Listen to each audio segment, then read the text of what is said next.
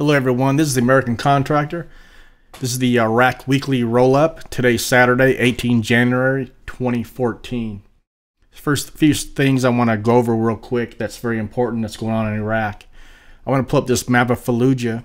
If you've been watching the news, things have been going on in Fallujah. The militants have entered Fallujah and took it over on the 1 January of this year. So if you look at this map here, I just want you to point out there's a lot of routes and roads here going into Fallujah. It's on the east bank of the Euphrates River. So as you can see, it's a pretty good sized town. Say it's about 300,000 people. There's multiple routes and avenues of approach. And Anbar province, it's located in Anbar province, and it borders Syria to the west and to the south. So there's a lot of activity going back and forth between the two countries.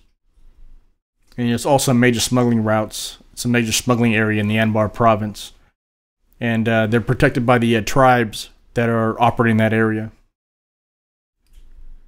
And this is another screenshot of the Fallujah city. So it's a pretty good size. They say it's about 300,000 people.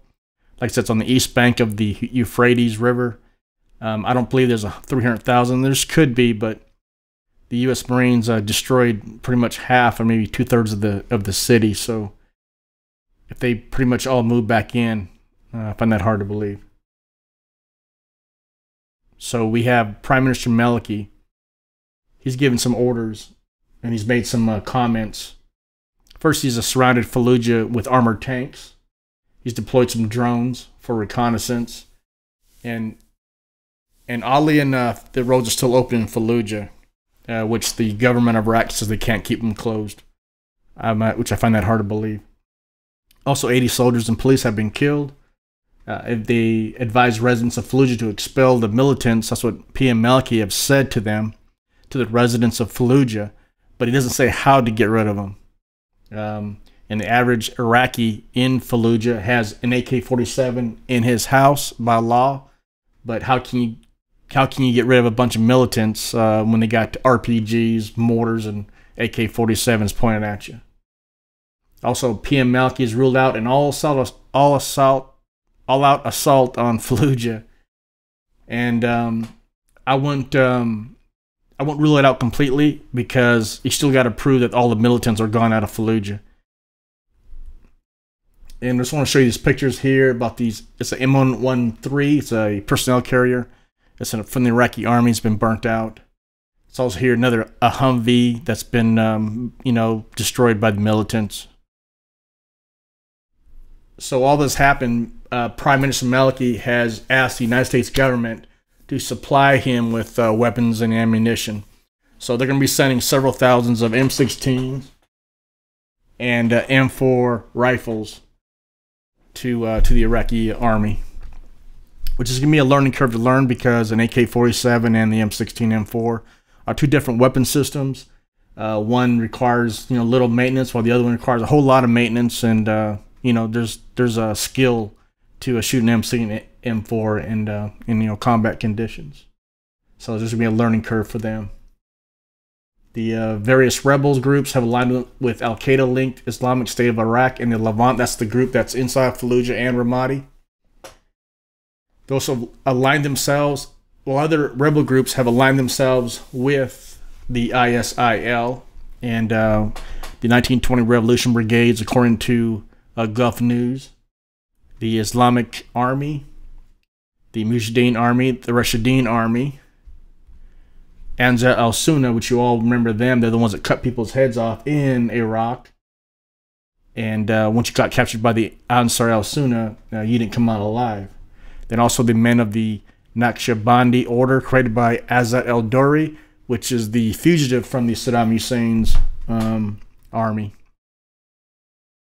So these groups right here are lined up with the ISIL.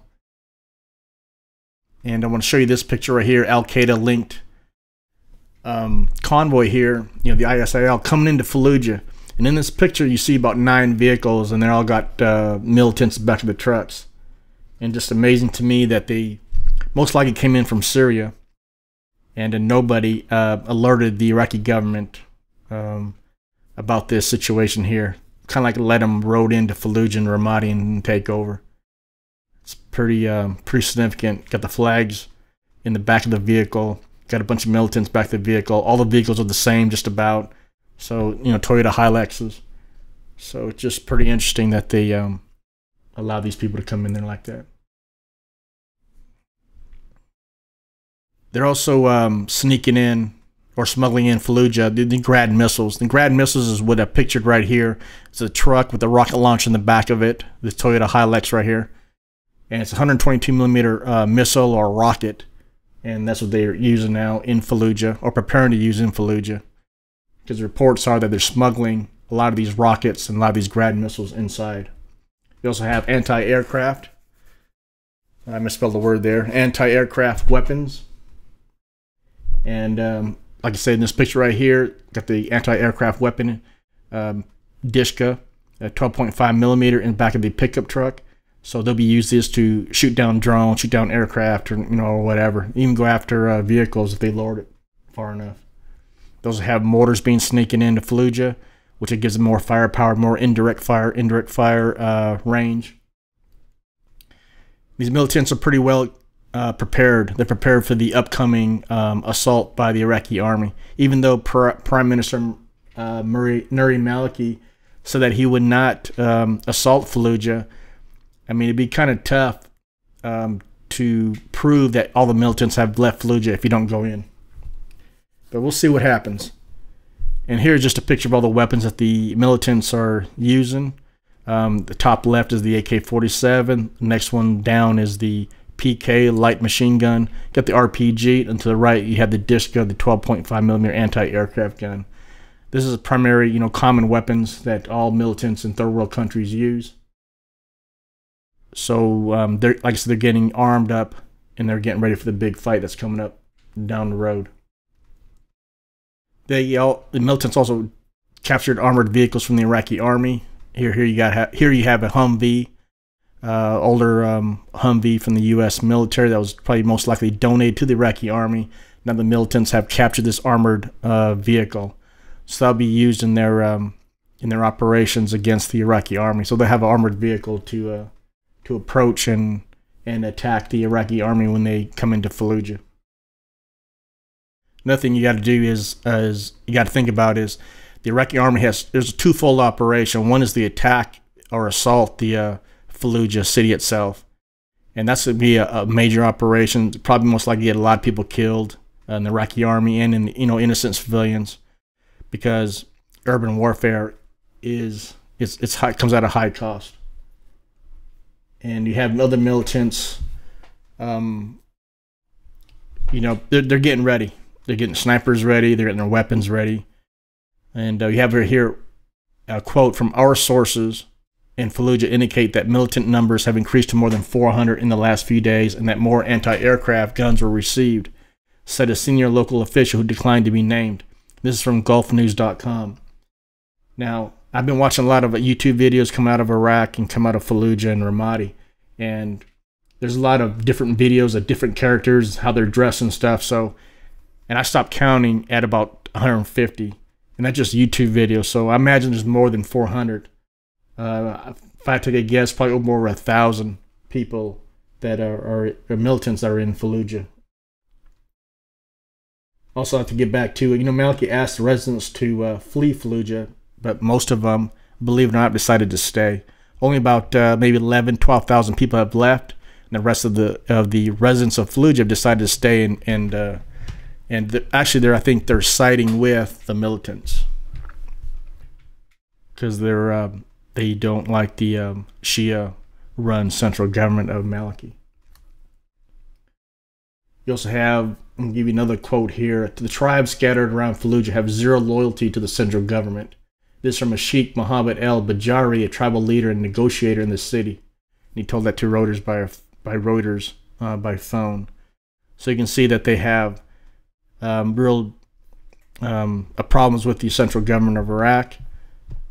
And they're just, like I said, they're hunkering down. They're ready. They're getting ready for this fight. I just want to talk about this. Iraqi security forces report success in Anbar fighting. This is a report from Radio Free Europe, Radio Liberty. I think it's just a good peace story. You know, try to boost the morale of the Iraqi army, because I don't think they want to go into Fallujah, the city of Fallujah, to fight, because they know it's going to be pretty dangerous. So we'll just see what happens. I don't know when this is going to happen. If it does, you know, soon. But I know it's gonna happen, because you have to ensure that there's no militants in the city, and you can't rely on tribal leaders within the city of Fallujah to convey that message to the central government. Hey, we got no terrorists here, we have no militants here. Don't worry about coming in here.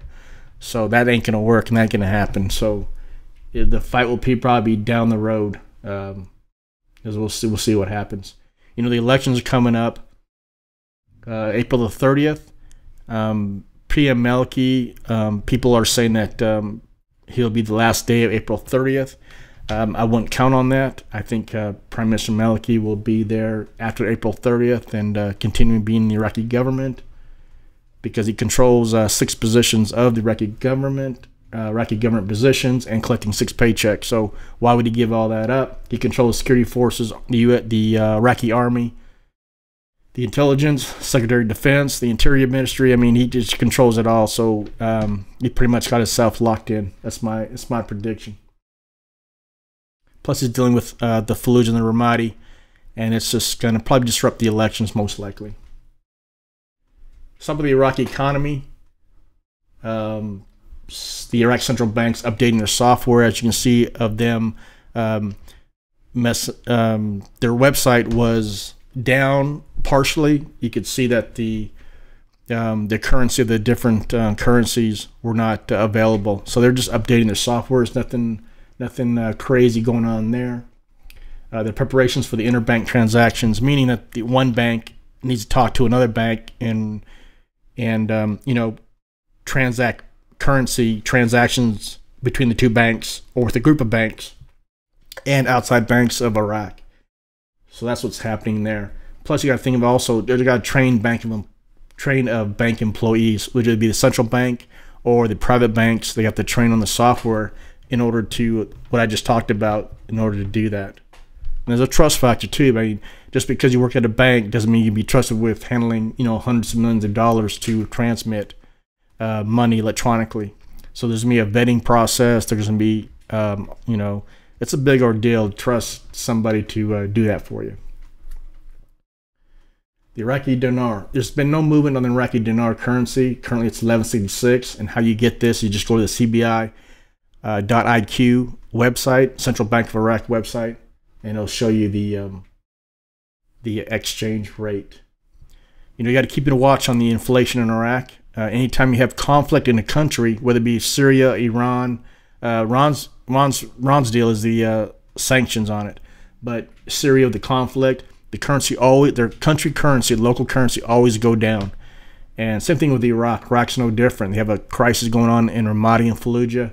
You're going to see the inflation start creeping up, and the Central Bank of Iraq will have to maintain the dinar stability. And they have 35 trillion dinars in circulation, so the CBIs will be increasing the money supply to control the inflation. So, and that is true. That is a fact. They have 35 trillion dinars. So I want to bring up this other article. Iraq headline is Iraq unlikely to remove zeros from the currency. This is dated January 15th, 2014, and they're not going to replace the currency at the moment. And I want to read you one headline here. The central bank made a request to remove the zeros, but our committee refused to such request because they are not in the interest of Iraq's market, and also it is hard to control currency exchange. Serious work needs to be done for this. And another quote here, Najib further explained that the reason the removal of zeros from the Iraqi currency has been delayed is due to the difficulty of controlling the currency during the crisis Iraq is currently experiencing regarding the exchange of 35 trillion Iraqi dinar. The federal government does not trust the central bank to be capable of carrying out this process successfully. Like I told you on December 1st when I was in Dubai, that it's a big deal, it's a big complex operation to exchange currency. Actually, they're not exchanging currency, they're just going to introduce new currency. So when you have organized crime operating in Iraq, there's going to be a problem because of a lot of the counterfeiting that's going on. and they'll be able to profit. The organized crime people will be able to profit significantly on the new currency. So this is not going to happen. And just as I predicted December 1st, it's not going to happen. I don't predict it's happening in 2014 at all, because you have the elections coming up December 30th or April 30th, and there's going to be a protest. You know there's going to be a protest like there was last time. So now you're going into May and June. Say the protest's over with in June. And then you got to come into Ramadan. Ramadan is in August. And then you come to the end of the year. So now do you see where I'm coming from? I don't think anything's going to happen with the currency until in 2014. So it's probably a surprise or a shock to a lot of people. I'm sure it's going to make a lot of people upset, but that's just my opinion and my prediction. Let's go to another article here. A member of the Economic Commission ruled out Iraq's accession to the World Trade Organization, the WTO. I've always said that they're not going to be able to come into the WTO, and it's because they don't have the laws in place to protect copyright, to protect company proprietary information. Now, all you contractors and military people that deployed to Iraq, maybe in Afghanistan, you know that you can go to a shop, on your forward operating base and pick up, bootleg software, for really cheap. So that's what they're talking about. If they can't clamp down on company proprietary software, then they're not going to be able to join the WTO. So that's about it for the American Contractor. I know this long, went on 16 minutes. But if you want to email American Contractor, email me directly. It's ac@americancontractor.com. If you want to give me a call or send me a text message on my U.S., it's a U.S. cell phone. It's at 931-444-7110. And you also can reach me on Skype if you like Skype, and it's American Contractor. I also want to encourage you to join our mailing list, or join my mailing list. It's go to the American Contractor website. It's americancontractor.com, and just go ahead and at the top you see it says free newsletter. I know I got to get it changed, get it reworded, but you can go ahead and put your name and email address, and get on my email address our mailing list, because I send out information and when I post to everybody. So thank you for watching.